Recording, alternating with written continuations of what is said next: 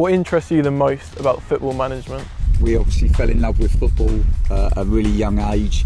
We're really lucky our dad played football and loved the game, and he kind of introduced us to the game. He actually went on to coach both of our teams, and all of our friends, we all played together, and we were lucky enough to have a lot of success growing up, and yeah, just fell in love with the game. And then obviously had playing careers at semi-professional level. Always dreamt to be involved in professional football, didn't quite make it as a player, and I think it took me 36 years to get into full-time football. So when it come around, it obviously come around as a manager, and you know, we've loved every moment of it. I think now 14 years as a manager. Started in tier 9 of English football, and we've been fortunate enough to see 8 of the top 9 divisions in this country, and we feel really fortunate and privileged to be here now at Portsmouth Football Club. It's a brilliant club with brilliant people. Nicky, yourself? Well, from my point of view, I'm 3 years younger than Danny, so I'm quick to always point that out. It always gets in. Danny and myself been very lucky. We've been able to work together as PE teachers, haven't we, at Fitzwymark School, and had a great time there, didn't we, enjoying the relationships with the children, all the staff that we worked with, and then we was also fortunate enough to play together as well, which was always good for mum and dad, because it meant that they didn't have to divide and go and watch 2 different teams. They could just come to one team. And the best period of my career was probably playing for Danny when he was my manager at Concord. And you know, we had a really good time there. And then when that ended, I was also then in a position to be able to become Danny's assistant, and you know, we've really enjoyed working together. By the end of your career, you were player coach, weren't you? So you always had an input on the pitch. But we were lucky enough; we had 3 promotions at Concord Rangers. So kind of took the club from, really, it was like a social club, and we took them to the Conference South, which was just an amazing journey. And Nicky obviously played a big part. I think you scored 27 goals in your first season, didn't you? Some goals in that year. That tells you it was a lower level. But we had good fun. How have you found that transition from non-league football, and the differences with that up to now professional League One? I think it's been a brilliant journey for us. We wouldn't change our journey for the world. Whenever you're learning a new skill or learning a new trade, you're invariably going to make mistakes, and we've been able to do that and learn from those mistakes, and that's really given us the skill set and I suppose the confidence to be able to progress through the divisions. Life as a manager at Concord Rangers is very different to being manager at Huddersfield or head coach at Portsmouth. Certainly in the lower levels you have far less a sort of a support mechanism around you, and what that's allowed us to do is kind of have a broader understanding maybe of all the different roles, and as we've been able to progress through the levels and we've been able to get more support and specialist support, we've always had a clear idea of what we expect from each provision. So whether that be the medical team, the sports science team, the analyst team, recruitment, and obviously the academy, and I think that because we've had that journey, it's given us a broad knowledge, which has hopefully allowed us to have a clear vision of what we want from each provision that supports the first team. I think a huge advantage for us was probably maybe being disappointed that we didn't become professional footballers. Obviously that would have been something we would love to have done. However, that situation allowed us to then go to university and study a degree, and then also spend our time teaching and improving our ability to be able to connect with people and to coach and learn about different sports, whilst also enjoying playing and managing at semi-professional level. And those experiences have been so helpful to allowing us to make the progress that we have. And what we do understand is, even years later, we're all still trying to improve all the time and learn new things, because football evolves and changes so quickly. And I think the challenge is to just one day try and figure it all out. I'm not sure if we will, but we're definitely going to try. We like our football played in a certain way. We want to play fast, attacking football. Even when we defend, we want to attack. That's what we like, and we're trying to develop the team to play in that way, because we think that would be a really good way for Portsmouth Football Club going forward. We think that's what the supporters would like, and we know that if we can keep developing the performance, then ultimately the results take care of themselves. I think, like you said, you've got a certain way of playing, a certain philosophy. And it's quite a weird time of the season to be coming in right towards the back end. So has it been quite difficult to get across that philosophy without having the pre-season to be able to do that? Question. Well, I think, yeah, good question. Really good I think you always want the time on the grass to get your message across, but there are many different ways that the players can learn. We try to, the way we periodise our week, we try to create as many learning hits as we can for the players. Where we know that they've only got so much time on the grass, because ultimately we've got to get them physically ready for the match day. So if we can't spend as much time on the grass as we would have liked, and certainly in pre-season you can spend much more time on the grass, which does help, there's no doubt about that, because ultimately the players are kinesthetic learners, they learn by doing. But we also know the kinesthetic learners tend to learn visually as well and tend to be good visual learners. So we're able to do work in the video room collectively, maybe in departments, maybe one-to-one.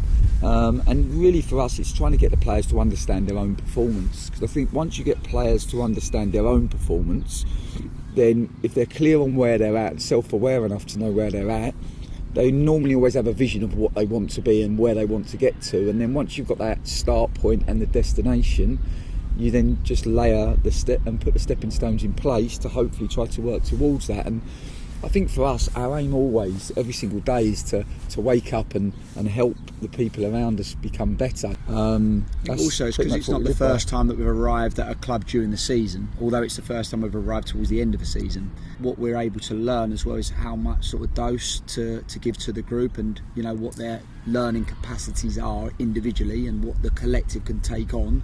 And then think about exactly how you're going to break that down and do that in a methodical way so that you're covering all of the really important critical stuff, and prioritising the things that are really important. Yeah, I think that's a skill, isn't it? Because you have to prioritise. There's so much that the team need to work on, and we can see there's plenty of conversations that we could have, but it's almost avoiding some that you want to have because you just feel that might overpower the group and it won't give them enough space to be able to think for themselves. And you have to get that balance right. Sort of links in nicely with the sports science as well, because with the players' workload, what they've already done before you came, sort of linking that in with your new philosophy, and you don't want to do too much to what they're used to. It sort of links in, you're obviously having to liaise with Jeff, the sports science team. Yeah, and yourself. Played a part in it. But but making sure they don't overdo it. Without a doubt, I think for us we've been really fortunate to inherit some really good staff with a real expertise. Nicky and I went to university in the end of the 90s, the early 2000s, and we're very respectful that we've got a working knowledge in the area, but it ends there. And certainly you guys live it every single day, and it's your area of expertise, and it's been great to work with you to understand where the group have come from, where the group are currently, and what the group can cope with. Because I think with sports science, what you're always looking to do is you're looking to maximise performance. That's the aim. And sometimes I've seen clubs where their sports science department almost hinders the performance and almost puts the handbrake on the performance, and we never want that. So for us, it's always to work with the sports science guys and find the very best way of getting the very most out of the players. For us, we know that the human body is an amazing machine, and if you train it really intelligently, then it's capable of amazing things. Working with Jeff, Jack, yourself, being able to have those daily meetings that we have where we actually analyse every individual in real detail is really helpful for us, because that can inform our planning moving forward. And having the live data in session is critical, because then we can really differentiate between certain players and either give them more or back off, and that's so helpful to inform us not only for our planning but actually live in the moment. We are really open-minded and want to listen and want to learn, particularly from young people like yourself who have been really well educated in the studies that you've taken. It's definitely a learning curve for myself as well and the rest of the staff, because it's two very different styles, and as you said, like high intensity sort of pressing game, and it's very different to see have to adjust training methods to that, and it's quite a good learning experience for someone who's not been in the game for very long like myself. It's great of you to say that, because I think the great thing for you is that to see different managers and different ways of working can be great experience for you. And what I love about young people coming into our organisation is that They bring an energy and an enthusiasm and new ideas. Hopefully we bring some experience, and you share it. I always think learning is a two-way thing.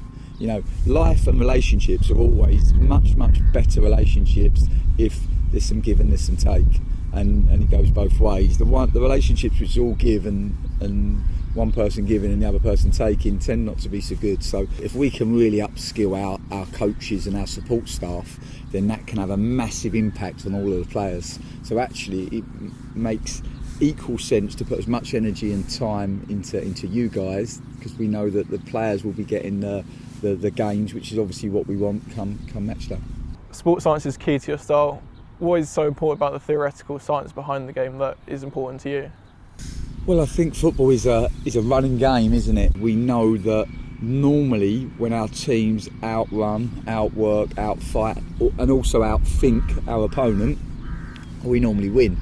So we also know that when players are physically at their very best, they are normally psychologically at their very best, and then they're normally able to perform at their very best. And our ambition is always to maximise the performance. We know football's a multi-directional, high-intensity sport, but at the same time, if you was to watch football played at a lower level, you'd notice there's a lot more throw-ins, so there's a lot more stopping and starting. But when the game's played at the higher level, with the pitches being better and other external factors as well, it means the ball stays in play a lot more and there's less throw-on. So all of this data really, informs our planning for our training, and makes us think about how, like even the rules in the Premier League now, because of VAR. We was talking recently, wasn't we, about how that's changed the tactical dynamics of the game, because maybe teams don't want to now sit in the low block that was really effective maybe a decade ago and break from a low block and go and score on the counter-attack, because the VAR rule in the Premier League maybe increases the chance of you giving away penalties or making mistakes near your own goal. And actually it's becoming less and less aerobic and more stop-start, so it's more but sort of short bursts of high intensity, particularly with VAR stopping the game all the time. The players are then able to play at a higher intensity because they're actually getting rest periods in game, which is something that we didn't experience pre VAR. So, and also the psychological ramifications of a goal that a player thought he scored that was then not given. How does that actually affect arousal levels and everything else? How do they cope in those situations when they've got to stay in the zone? And this is all interesting for football moving forward, and it's important that we try to think ahead of the game and think about where the game's going and where it's going to be in 10 years' time, so we can keep evolving and developing ourselves. So how far has sports science come, and are you excited about where it's going? And can you give some examples from your own experience of using it? It's come an awful long way, even in the time that we've managed. Yes. Obviously now we have GPS, so we can pretty much, the players can't breathe without us knowing about it. That's why we benefit from meeting you and Jack and Jeff, and can keep us updated and with the modern techniques. And I think what we said tactically earlier, particularly about teams being in a low block, it's kind of like, I think teams' positional attacks have improved so much more as a consequence of teams being in that low block, that now teams probably don't want to sit in it as much. But for me, like on a day-to-day basis, like the live data is just incredible to have, isn't it? I think for us, when the players walk in the building first thing in the morning, they have a well-being document that they need to complete. Just an app that they complete, which gives us some really good understanding of where they are in terms of their sleep quality, their muscle soreness. I think you're learning about their mood and where they are in terms of their stress, and this gives us really good early information and informs our planning for the day ahead. We then have a number of tests where we can test their fatigue levels, so we get a really good gauge of where they are physically. And for Nicky and I, it's always about trying to plan training for the individual and for the group. Every day, why we take so long to plan our training is because we want to affect every individual. And we now periodise the week. It's a 6-day week for us. So we play on the Saturday. The Sunday would be a regeneration day. Monday is a pathway day, which is a reflection day for us to take learning from the game, but also an opportunity to do work with what we call the finishers, the boys that didn't start the game. Then the Tuesday for us We like to be a transitional day, so that's where we're looking at our fast counter-attacks or our counter-press. We know that in a game of football there's 400 transitions in a League One game of football on average, so you have to be very good in the transition. I think Wednesday for us is a tactical day, isn't it? Thursday we call individual specifics, so that's a great day for us because that's our flexible we call it our coaches day. So for the younger players we can get in and we can do really good work with them. Maybe some of the older players, maybe we can look to recover them and maybe do some work in the video room.